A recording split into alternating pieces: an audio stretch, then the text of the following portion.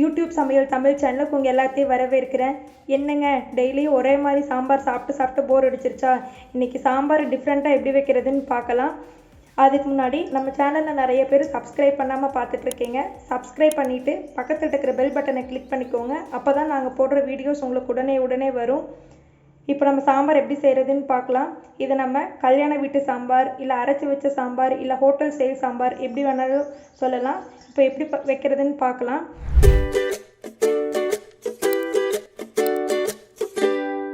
இதுக்கு நான் இன்றைக்கி கேரட், பீன்ஸ், கத்திரிக்காய், முள்ளங்கி, அவரைக்காய், 2 மீடியம் சைஸ் தக்காளி, சாம்பார் வெங்காயம், சொல்கிறது சாம்பார் வெங்காயம் தான் சொல்லுவாங்க, பெரிய வெங்காயம், அதுக்கப்புறம் துவரப்பருப்பு, பாசிப்பருப்பு ரெண்டையும் ஒரு 1/2 hour ஊற வச்சு வேக வச்சு எடுத்திருக்கேன். ஒரு 1/2 கப் தேங்காய். இப்போ எப்படி செய்கிறதுன்னு பார்க்கலாம் வாங்க. எண்ணெய் சூடானது 1 டேபிள் ஸ்பூன் கடலைப்பருப்பு, 2 டேபிள் ஸ்பூன் வரமல்லி. இப்போ 1 டேபிள் ஸ்பூன் கடலைப்பருப்பு எடுத்திங்கன்னா 2 டேபிள் ஸ்பூன் மல்லி சேர்த்திக்கோங்க, 1:2 ரேஷியோவில். இப்போ இதுலேயே ஒரு 1/4 டீஸ்பூன் சீரகம், 1 டீஸ்பூன் மிளகு, 4 காஞ்ச மிளகா, இது எல்லாத்தையும் சேர்த்து நல்லா ட்ரை ரோஸ்ட் பண்ணிக்கோங்க. இதெல்லாம் கலர் மாதிரி நல்லா வறுபட்டுருச்சு. இப்போ இதை எடுத்துடலாம். இது கறியை மட்டும் விட்டுறாதீங்க. இப்போ இதை ஆறுனதுக்கப்புறம் நம்ம அரைச்சி எடுத்துக்கலாம். நம்ம வறுத்து வச்சது கூட இந்த ஒரு 1/4 கப் தேங்காய் சேர்த்திருக்கேன். இந்த மசாலா கூட கொஞ்சம் தேங்காய் சேர்த்து அரைச்சி எடுத்துக்கோங்க. அரைச்சி வச்ச சாம்பாருக்கு தேங்காய் கண்டிப்பாக போடணும், அப்போ தாங்க டேஸ்ட்டு நல்லாயிருக்கும். இப்போ இதை ஆறட்டும், அதுக்குள்ளே நம்ம சாம்பார் தாளித்து விடலாம். இப்போ ஒரு கடாயில் தேவையான அளவு எண்ணெய் சூடானது 1 டேபிள் ஸ்பூன் கடுகு, 1 டேபிள் ஸ்பூன் கடலைப்பருப்பு, 1 டேபிள் ஸ்பூன் சீரகம், 1/4 டேபிள் ஸ்பூன் வெந்தயம் ஆட் பண்ணிக்கோங்க. இப்போ சின்ன வெங்காயம் சேர்த்துக்கலாம். அப்படியே நம்ம ஸ்லைஸாக கட் பண்ணி வச்சுருக்கிற பெரிய வெங்காயம், கொஞ்சம் கருவேப்பிலை, இதெல்லாம் போட்டு நல்லா வதக்கி விடுங்க. இதில் நம்ம தக்காளி சேர்த்துக்கலாம். இதெல்லாம் நல்லா பொன்னிறம் ஆகிற வரைக்கும் நல்லா வறுத்து விட்டுருங்க. இதெல்லாம் நமக்கு நல்லா வணங்கிடுச்சு. நம்ம இதில் காய் சேர்த்துடலாம். உங்களுக்கு பிடிச்ச ஆர்டரில் காய் சேர்த்துக்கோங்க.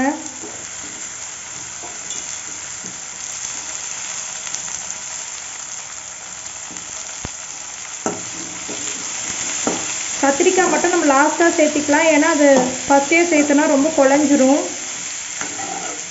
இப்போ இதில் 1 டேபிள் ஸ்பூன் மல்லித்தூள், 1 டேபிள் ஸ்பூன் மிளகாய்த்தூள், நம்ம மசாலாக்கு ஏற்கனவே 4 காஞ்ச மிளகாயை வறுத்து எடுத்து வச்சுருக்கோம். ஸோ உங்களுக்கு காரம் எப்படியோ அதை பொறுத்து சேர்த்துக்கோங்க.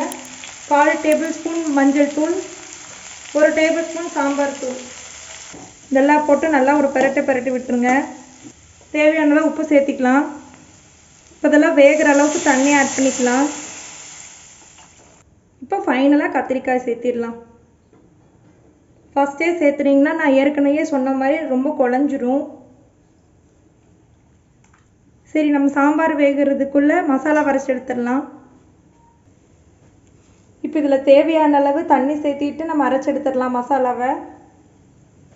இப்போ நம்ம அரைச்சி வச்ச மசாலாவை ஆட் பண்ணிடலாம்.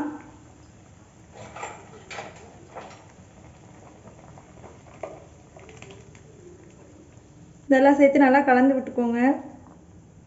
இன்றைக்கி நான் 1/2 கப் துவரம்பருப்பு, 1/2 கப் பாசிப்பயிரை வேக வச்சு எடுத்திருக்கேன். நீங்கள் துவரம்பருப்பு மட்டும் வேணால் துவரம்பருப்பு மட்டும் சேர்த்திக்கலாம். இப்போ பருப்பு ஆட் பண்ணிடலாம். இப்போ நம்ம சாம்பாரில் போட்ட காயெல்லாம் நல்லா வேகட்டும். இதெல்லாம் மசாலாவோடு சேர்ந்து காய் வணக்கிறப்பவே நம்ம உப்பு போட்டிருக்கோம். இப்போ சாம்பாருக்கு தேவையான அளவு உப்பு போட்டுக்கோங்க. இப்போ ஒரு 5 நிமிஷம் நம்ம இதை மூடி வச்சிடலாம்.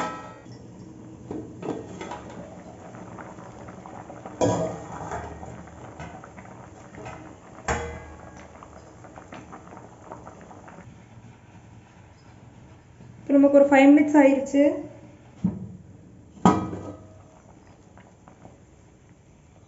அப்பா, சாம்பார்லேருந்து செம்மையான வாசனைங்க. இப்போ இதில் ஃபைனலாக ஒரு கப் புளி தண்ணி சேர்த்திடலாம். நான் இன்றைக்கி ஒரு 1/2 லெமன் சைஸ் புளியை ஒரு 1/2 மணி நேரம் ஊற வச்சு புளி கரைச்சி எடுத்திருக்கேன். இப்போ ஆட் பண்ணிடலாம். இப்போ இன்கேஸ் நீங்கள் இந்த சாம்பாரில் மாங்காய் போட்டு செஞ்சிங்கன்னா புளி வந்து கம்மியாக தான் ஆட் பண்ணணும், இல்லைன்னா ரொம்ப புளிச்சிரும். நம்ம புளியை ஏன் ஃபஸ்ட்டே சேர்த்தலைன்னா, புளியை நம்ம ஃபஸ்ட்டே ஆட் பண்ணோம்னா புளி தண்ணியை இதெல்லாம் வேகிறதுக்கு ரொம்ப டைம் எடுக்கும். ஸோ இறக்குறதுக்கு ஒரு 5 மினிட்ஸுக்கு முன்னாடி நீங்கள் ஆட் பண்ணிவிட்டு ஒரு 5 மினிட்ஸ் கழித்து எடுத்துக்கோங்க. புளி தண்ணி ஆட் பண்ணதுக்கப்புறமா நல்லா கலந்து விட்டுக்கோங்க. அவ்வளோதாங்க, இன்னொரு 4 மினிட்ஸில் சாம்பார் ரெடி ஆயிடும்.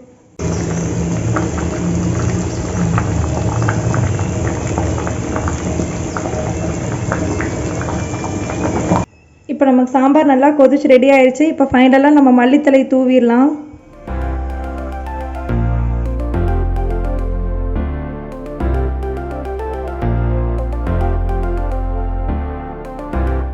இப்போ நமக்கு கல்யாண வீட்டு சாம்பார் ரெடி ஆயிடுச்சு. நீங்களும் உங்கள் வீட்டில் இந்த சாம்பார் வச்சு பார்த்துட்டு எப்படி இருக்குன்னு சொல்லுங்கள்.